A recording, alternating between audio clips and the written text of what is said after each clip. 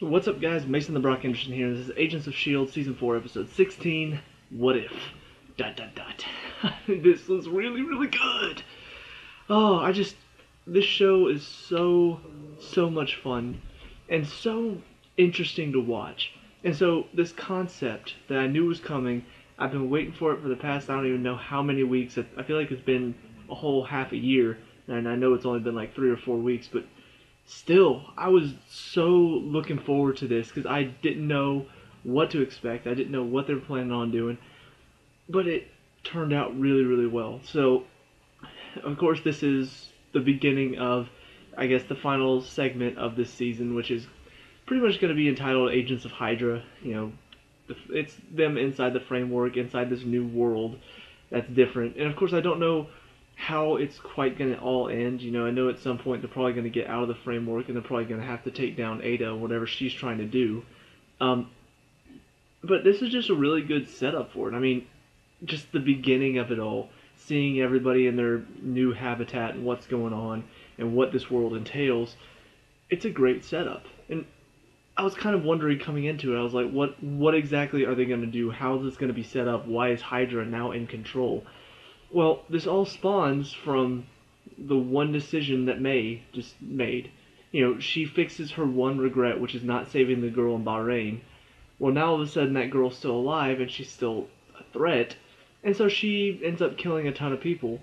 And so because of that, now S.H.I.E.L.D. it falls because Hydra's the one that steps up in its place. And pretty much all of that spawns from one decision. That's pretty interesting.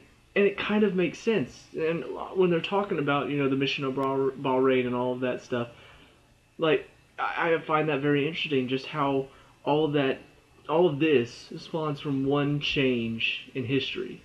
And, whether or not this would actually happen based on that one change, I don't know, because this isn't true, like, compared to The Flash, where they actually make changes in history and stuff happens.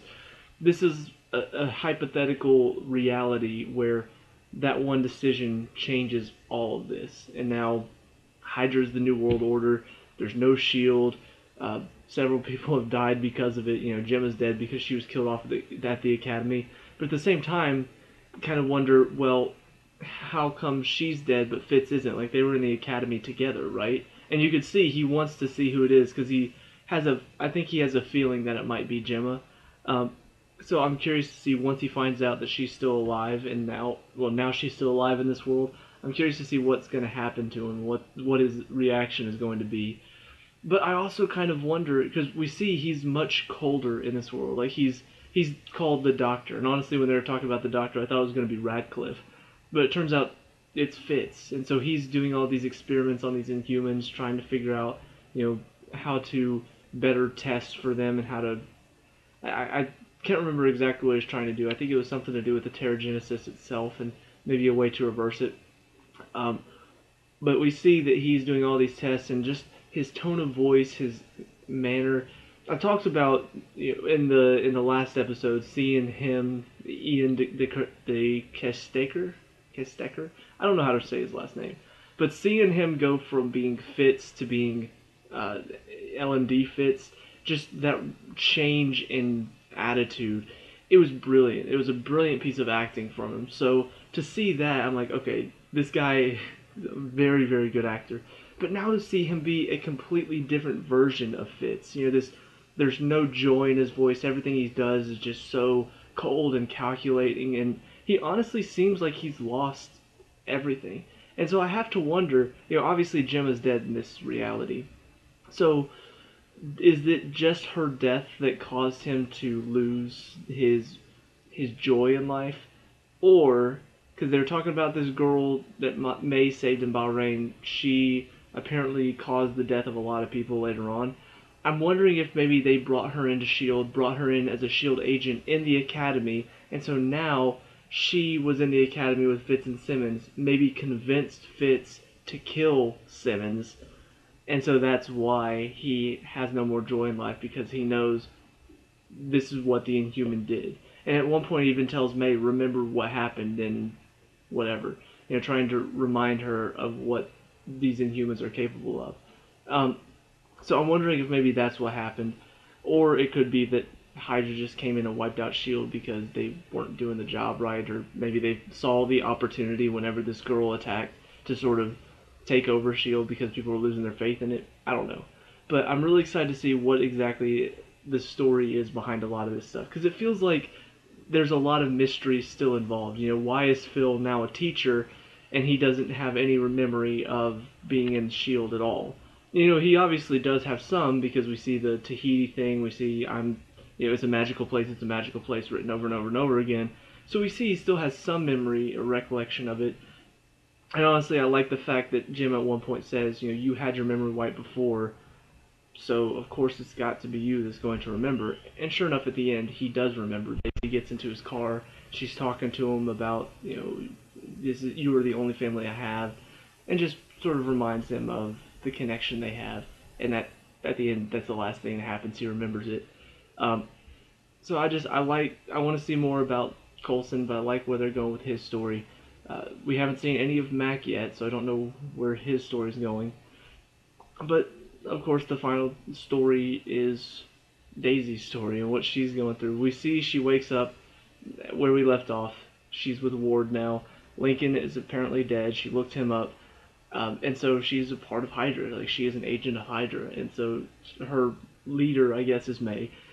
And she's just going through this, and you can see she's freaking out, and she's not really grasping the fact that she needs to stop acting so strange, because they're starting to realize something's up with her.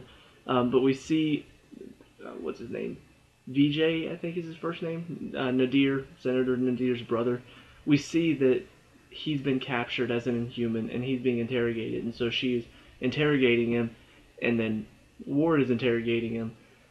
And then they get some information about, she goes to the Dr. Fitz's place and hears about this girl who apparently was talking to a guy named Philip Coulson, and she's not really part of the thing, so they need to go track her down and all of that stuff. And then she realizes it's got to be Gemma. She goes to the meeting place. They get there, and then here shows up Ward, and he starts talking to him and starts asking about the contact and the resistance and all that. They're like, no, I promise, we have nothing to do with the resistance. Hydra agent shows up, he shoots him. He's like, well, I do. And so he takes him, and sure enough, Ward is apparently a part of this resistance that's standing up to Hydra, which I just find so interesting. Like, you really think about it, in the reality where S.H.I.E.L.D. is the major player and Hydra were secretly lurking inside S.H.I.E.L.D. the entire time, Ward was one of those agents that was secretly Hydra the entire time, double agent.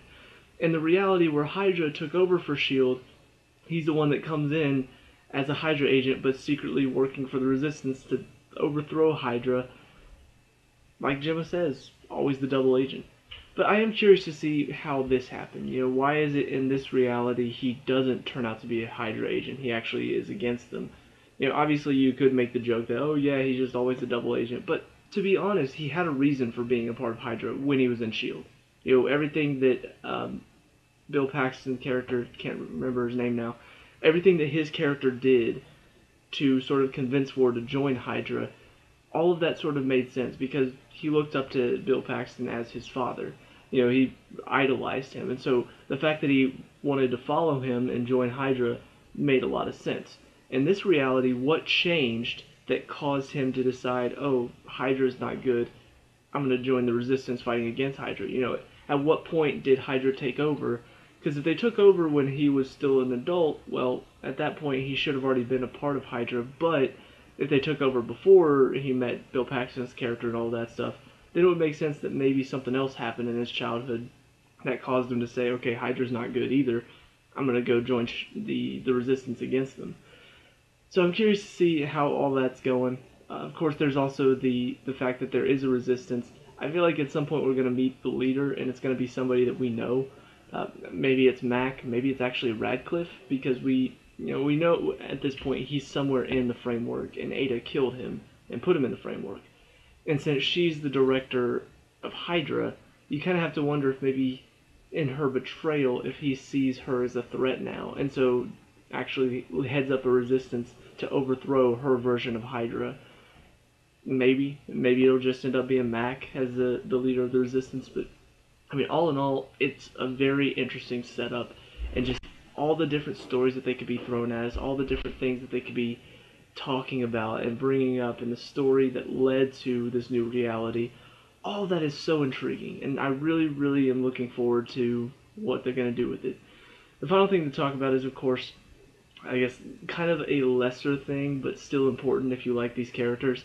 We of course see Fitz at the end. He's with Ada at this point, and kind of figured whenever we saw him grabbing the hand of some woman, and we saw Gemma's grave at the end of the last episode, I kind of figured he was going to be with Ada. I did not expect, however, her to be the director of Hydra. You know, there's just I don't know. It fit for me because Ada saw Fitz as, I guess, somebody that cared for her as more than just, as more than just an AI. Like he actually saw her as a person, and so I kind of figured that she would see him as sort of a romantic companion. And of course, this leads to Gemma is now going to see this at some point, and it's going to hurt her and all that stuff. But I am curious to see why she decided to become the director of Hydra, because I'm, maybe it's just because she wants power, but at the same time, I feel like there's got to be a deeper meaning behind it all and how she managed to become in that place. But, I mean, we see that she is apparently part of this framework too, and so now that she is not only on the outside but also on the inside of the framework, we know she can sense a lot of things. And so we see at the end Daisy and Jim are trying to get out using this little beacon thing that she created. Well, Ada cuts off that route, so now they're stuck in there for the time being. So, yeah, that's pretty interesting to see that Ada is now up against them, even inside the framework.